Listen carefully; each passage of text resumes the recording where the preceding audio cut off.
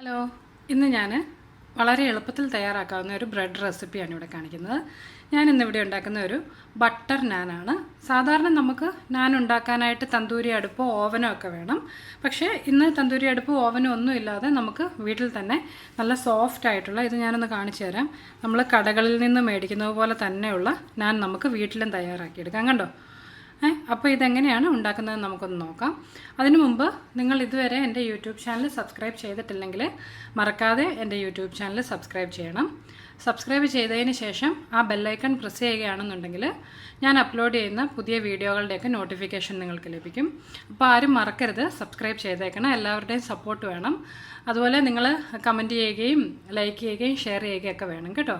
അപ്പം ഈ വളരെ എളുപ്പത്തിൽ തയ്യാറാക്കാൻ പറ്റുന്ന ഈ റെസിപ്പി നമുക്കൊന്ന് നോക്കിയിട്ട് വരാം. ഇന്നത്തെ നമ്മുടെ ഈ നാൻ ഉണ്ടാക്കുന്നതിന് വേണ്ടിയിട്ട് ഞാനിവിടെ ഒരു 2 കപ്പ് മൈദ എടുത്തിട്ടുണ്ട്. ഇതിലേക്ക് ചേർക്കുന്നതിന് വേണ്ടി ഒരു 1/2 കപ്പോളം തൈര് എടുത്തിട്ടുണ്ട്. അതുപോലെ ഒരു 3 ടേബിൾ സ്പൂൺ വെജിറ്റബിൾ ഓയിൽ എടുത്തിട്ടുണ്ട്. പിന്നെ ഇന്ന് നമ്മളിതിലേക്ക് ഈസ്റ്റ് ചേർക്കുന്നില്ല, പകരം ഒരു 1/2 ടീസ്പൂൺ വീതം ബേക്കിംഗ് പൗഡറും 1/2 ടീസ്പൂൺ ബേക്കിംഗ് സോഡയും എടുത്തിട്ടുണ്ട്. പിന്നെ ഒരു 1/2 ടീസ്പൂണോളം ഉപ്പ് എടുത്തിട്ടുണ്ട്. പിന്നെ നമുക്കിത് കുഴയ്ക്കുന്നതിന് വേണ്ടിയിട്ട് ഇളം ചൂടുള്ള വെള്ളമാണ് ഞാനിവിടെ എടുത്തിട്ടുള്ളത്.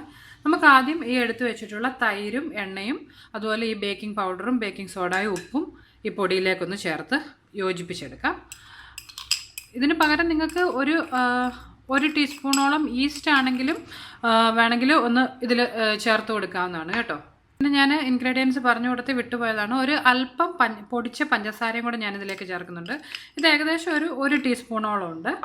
ഇതെല്ലാം കൂടി ഒന്ന് യോജിപ്പിച്ചതിന് ശേഷം ഇതിലേക്ക് നമ്മൾ എടുത്തു വെച്ചിട്ടുള്ള തൈരും അതുപോലെ എണ്ണയും ഒന്ന് ഒഴിച്ചു കൊടുക്കാം. തൈരും അതുപോലെ എടുത്തു വെച്ചിട്ടുള്ള എണ്ണ ഇതിലേക്ക് ചേർത്ത് ആദ്യം നമുക്കൊന്ന് മിക്സ് ചെയ്തെടുക്കാം.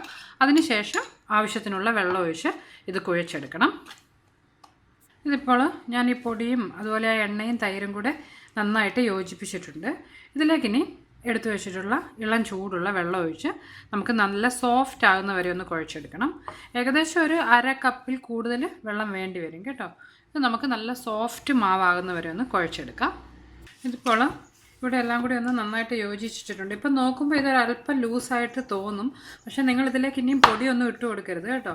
ഇത് കുറച്ചേറെ നേരം നന്നായിട്ട് ഇതുപോലെ ഒന്ന് കുഴച്ചെടുത്ത് കഴിയുമ്പോൾ ഈ മാവ് അല്പം കൂടി ഒന്ന് കട്ടിയായിട്ട് വരും. ഇപ്പോൾ ഏകദേശം ഒരു 4-5 മിനിറ്റോളം ആയിട്ടുണ്ട്. ഞാനിത് നന്നായിട്ട് ഇതുപോലെ ഒന്ന് അമർത്തി കുഴച്ചെടുത്തായിരുന്നു. ഇപ്പം നോക്കിയാൽ കാണാം നമ്മുടെ ആ മാവ് ഒട്ടിപ്പിടിക്കുന്നതൊക്കെ മാറി നന്നായിട്ട് സോഫ്റ്റായിട്ട് വന്നിട്ടുണ്ട്. ഇനി നമുക്കിതിലേക്ക് ഒരല്പം വെജിറ്റബിൾ ഓയിലും കൂടി ഒഴിച്ചതിന് ശേഷം ഇത് അടച്ച് ഒരു 1/2 മണിക്കൂർ മുതൽ 1 മണിക്കൂർ വരെ ഒന്ന് മാറ്റി വെക്കാം.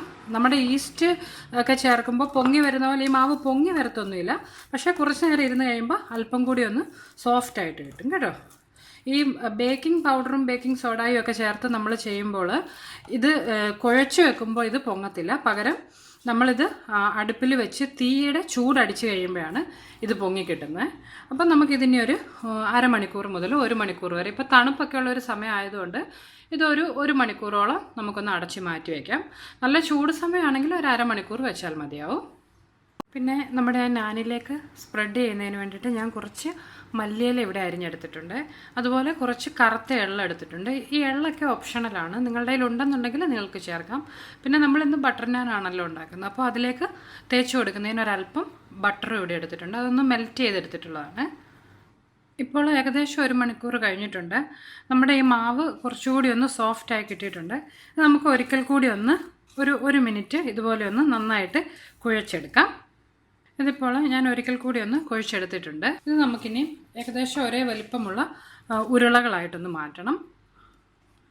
അതിനുവേണ്ടി ഇതൊന്ന് നമുക്ക് ചെറിയ ചെറിയ ഉരുളകളാക്കിയെടുക്കാം.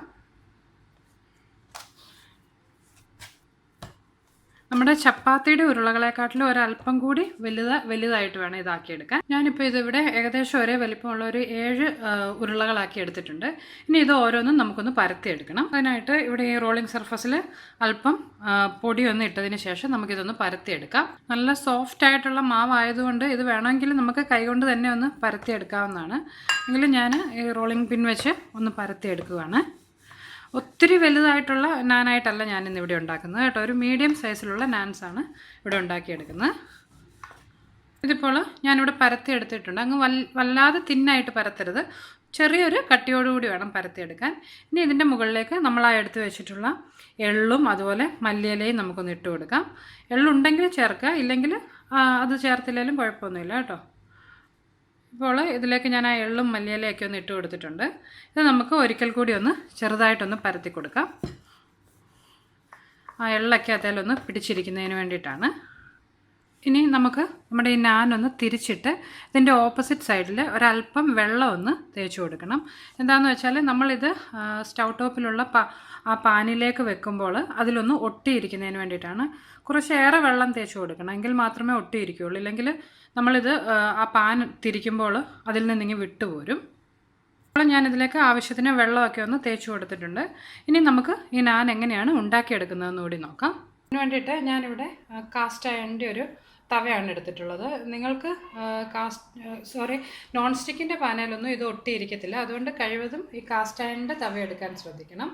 ഇതിലേക്ക് നമ്മൾ ആ വെള്ളം സ്പ്രെഡ് ചെയ്ത ഭാഗം ഇതിലേക്ക് പറ്റിയിരിക്കുന്ന രീതിയിൽ ഒന്ന് വെച്ച് കൊടുക്കാം. ഇതിപ്പോൾ ഒരു സൈഡ് ഒന്ന് കുക്കായി വരുന്നുണ്ട്. നോക്കിയാൽ കാണാം ഇതിലിങ്ങനെ ബബിൾസ് പോലെ ഫോം ചെയ്ത് വരാൻ തുടങ്ങിയിട്ടുണ്ട്. ഇനി നമുക്കിത് തിരിച്ച് ഇതിൻ്റെ ഓപ്പോസിറ്റ് സൈഡ് കൂടി എങ്ങനെയാണ് തയ്യാറാക്കുന്നതെന്ന് നോക്കാം. അതിനായിട്ട് നമ്മൾ ഇത് നേരെ തിരിച്ച് ഈ തീയിലേക്ക് ഇതിങ്ങനെ ഈ പാൻ തന്നെ ഒന്ന് തിരിച്ച് പിടിക്കുകയാണ് ചെയ്യുന്നത്. അപ്പോൾ ആ തീയുടെ ഇതുകൊണ്ട് ഒന്ന് നമ്മുടെ ഈ നാൻ തയ്യാറായി കിട്ടും. ഫ്ലെയിമിലേക്ക് ഡയറക്റ്റ് പിടിച്ച് വേണം ഇത് ചെയ്തെടുക്കാൻ. ഇത് കണ്ടോ, ഇതുപോലെ നമ്മുടെ ഈ പാൻ നേരിട്ട് ഈ തീയിലേക്കൊന്ന് പിടിച്ചു കൊടുക്കണം. അപ്പോൾ ഏകദേശം ഒരു 10-30 സെക്കൻഡ് ഞാനിതൊന്ന് തിരിച്ച് പിടിച്ചിട്ടുണ്ടായിരുന്നു. നോക്കിയാൽ കാണാം നമ്മുടെ നാനിൽ ആ നല്ലൊരു ബ്ലാക്ക് കളറൊക്കെ വന്നിട്ടുണ്ട്. ഇതിനെയും നമുക്ക് പാനിൽ നിന്ന് മാറ്റാം. ഇതിപ്പോൾ തയ്യാറായിട്ടുണ്ട്. നമുക്കിതിനി ഈ പാനിൽ നിന്നൊന്ന് വെടിവെച്ചെടുക്കാം. പിന്നെ നിങ്ങൾ ഈ ഫ്ലെയിമിലേക്ക് ഇത് കാണിക്കുമ്പോൾ അടുപ്പിൽ ഹൈ ഫ്ലെയിമിൽ വെച്ചുകൊണ്ട് ചെയ്യണം. എങ്കിലേ ഈ ഒരു ബ്ലാക്ക് സ്പോട്ട്സ് നമുക്ക് ഉണ്ടാക്കിയെടുക്കാൻ പറ്റുള്ളൂ.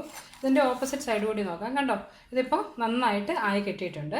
ഇതിപ്പോൾ ഞാൻ അടുപ്പിൽ നിന്ന് മാറ്റിയിട്ടുണ്ട്. നമ്മുടെ ഇന്നത്തെ ഇത് ബട്ടർ നാനാണല്ലോ. അപ്പോൾ നമുക്കിതിലേക്ക് കുറച്ചേറെ ബട്ടർ ഒന്ന് നന്നായിട്ട് തേച്ച് കൊടുക്കാം.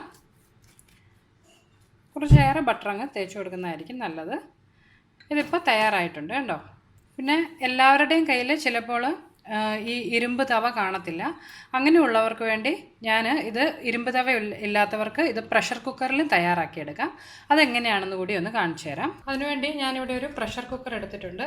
ഇത് നന്നായിട്ട് കഴുകിയിട്ട് വേണം എടുക്കാൻ കേട്ടോ. നമ്മളിതിൻ്റെ ഈ ഓപ്പോസിറ്റ് സൈഡിലാണ് ഇന്ന് ഈ നാൻ ഉണ്ടാക്കുന്നത്. നിങ്ങൾക്ക് വേണമെങ്കിൽ ഇതിൻ്റെ ഉള്ളിലാണെങ്കിലും തയ്യാറാക്കാം. പക്ഷേ ഈ പുറത്ത് വെച്ച് ചെയ്യുകയാണെങ്കിലേ ഉള്ളൂ നമുക്കതിൻ്റെ ആ മുകളിൽ ആ കറുത്ത സ്പോട്ട്സ് പോലെ നന്നായിട്ട് ആക്കിയെടുക്കാൻ പറ്റുള്ളൂ. അതുകൊണ്ട് ഈ പ്രഷർ കുക്കറിൻ്റെ പുറഭാഗമൊക്കെ നന്നായിട്ട് കഴുകിയെടുക്കാൻ പ്രത്യേകം ശ്രദ്ധിക്കണം. നമുക്കിത് ആദ്യം അല്പം നേരം ഒന്ന് അടുപ്പിൽ വെച്ച് നന്നായിട്ടൊന്ന് ചൂടാക്കിയെടുക്കാം. ഇതിപ്പം ചൂടായി വന്നിട്ടുണ്ട്. ഇതിൻ്റെ മുകളിലേക്ക് നമ്മൾ ഇത് ആദ്യം ചെയ്തതുപോലെ തന്നെ വെള്ളം തേച്ച് വെച്ചിട്ടുള്ള ആ ഭാഗം ഇട്ട് ഒന്ന് പ്രസ് ചെയ്ത് കൊടുക്കുക. അതുപോലെ നമ്മളിത് ഇട്ടതിന് ശേഷം അടുപ്പിൽ തീ ഹൈ ഫ്ലെയിമിൽ വെച്ചുകൊണ്ട് വേണം തയ്യാറാക്കാനായിട്ട്. ഇപ്പം നോക്കിയാൽ കാണാം ഇതിൽ ആ ബബിൾസ് പോലെ പൊങ്ങി വരാൻ തുടങ്ങിയിട്ടുണ്ട്. ഇതിനെ നമുക്ക് ആദ്യം നമ്മുടെ അയൺ തവ നമ്മൾ തിരിച്ചതുപോലെ തന്നെ ഇതും ഒന്ന് തിരിച്ച് ഈ ഫ്ലെയിമിലേക്ക് കാണിക്കാം. ഇതുണ്ടോ, പ്രഷർ കുക്കർ ആയതുകൊണ്ട് ഇതിൽ ഒട്ടിയിരിക്കും. നമ്മളിപ്പോൾ നോൺ സ്റ്റിക്ക് പാനിലാണ് ചെയ്യുന്നതെങ്കിൽ നമ്മുടെ നാൻ അതിൽ ഒട്ടിയിരിക്കത്തില്ല. നമ്മളിങ്ങനെ ഓപ്പോസിറ്റ് സൈഡിലേക്ക് തിരിക്കുമ്പോൾ അതങ്ങ് വിട്ടുപോകാൻ ചാൻസ് ഉണ്ട്. ഇപ്പോൾ ഏകദേശം ഒരു 30-40 സെക്കൻഡോളം ഞാനിതിങ്ങനെ ഫ്ലെയിമിൽ പിടിച്ചിട്ടുണ്ടായിരുന്നു. കേട്ടോ, നോക്കിയാൽ കാണാം നന്നായിട്ട് ആ നല്ല കളറൊക്കെ വന്നിട്ടുണ്ട്. ഇതും നമുക്കിനി ഈ അടുപ്പിൽ നിന്ന് മാറ്റാം. ഇതിപ്പം ഞാൻ പ്രഷർ കുക്കറിൻ്റെ മുകളിൽ നിന്ന് മാറ്റിയിട്ടുണ്ട്. ഇതും കണ്ടോ നന്നായിട്ട് നമ്മൾ ആ അയൺ തവയിലാക്കിയതുപോലെ തന്നെ ആയി കിട്ടിയിട്ടുണ്ട്. ഇതിൻ്റെ മുകളിലേക്കും ചൂട് പോകുന്നതിന് മുമ്പ് നമുക്കൊരല്പം ബട്ടർ ഒന്ന് തേച്ച് കൊടുക്കാം. അങ്ങനെ നമ്മുടെ നാൻ ഇവിടെ തയ്യാറായിട്ടുണ്ട്. ഇതുപോലെ തന്നെ ബാക്കി നമ്മൾ തയ്യാറാക്കി വെച്ചിട്ടുള്ള ആ മാവ് കൊണ്ടും നമുക്ക് ആക്കിയെടുക്കാം. കഴിയുന്നതും നമ്മളെപ്പോൾ കഴിക്കുന്നോ അതിൻ്റെ തൊട്ട് മുമ്പ് ഉണ്ടാക്കിയെടുക്കുന്നതായിരിക്കും നല്ലത്. നമ്മൾ ഹോട്ടലിൽ നിന്നൊക്കെ മേടിക്കുന്ന പോലെ തന്നെ നല്ല സോഫ്റ്റ് ആയിട്ടുള്ള നാൻ ഇവിടെ തയ്യാറായിട്ടുണ്ട്. അപ്പം നിങ്ങളുടെ കയ്യിൽ തന്തൂരി അടുപ്പോ അതുപോലെ ഓവനോ ഒന്നും ഇല്ലെങ്കിലും ഈ നാൻ ഉണ്ടാക്കിയെടുക്കാൻ വളരെ ഈസിയാണ്. എല്ലാവരും ട്രൈ ചെയ്ത് നോക്കുക, തീർച്ചയായും ഇഷ്ടപ്പെടും. അപ്പോൾ നിങ്ങൾക്ക് ഇഷ്ടമുള്ള കറികളുടെ കൂട്ടത്തിൽ ഇത് സെർവ് ചെയ്യാം. കഴിവതും ഇത് ഉണ്ടാക്കി അന്നേരം തന്നെ കഴിക്കുന്നതായിരിക്കും നല്ലത്. നാനൊക്കെ കുറച്ച് നേരം ഇരുന്ന് കഴിഞ്ഞിട്ടുണ്ടെങ്കിൽ അല്പം കട്ടിയായി പോകും. നമ്മൾ കടിക്കുമ്പോൾ ഇങ്ങനെ റബ്ബറി പോലെ ആയിപ്പോവും. അതുകൊണ്ട് എല്ലാവരും കഴിക്കുന്നതിന് തൊട്ട് മുമ്പ് ഉണ്ടാക്കി സെർവ് ചെയ്യാൻ പ്രത്യേകം ശ്രദ്ധിക്കണം. അപ്പം നമുക്ക് ഇതുപോലെ എളുപ്പത്തിലുള്ള മറ്റൊരു റെസിപ്പിയുമായിട്ട് വീണ്ടും കാണാം. ഇതുവരെ നിങ്ങൾ എൻ്റെ യൂട്യൂബ് ചാനൽ സബ്സ്ക്രൈബ് ചെയ്തിട്ടില്ലെങ്കിൽ മറക്കാതെ സബ്സ്ക്രൈബ് ചെയ്തേക്കണം കേട്ടോ. Okay, by.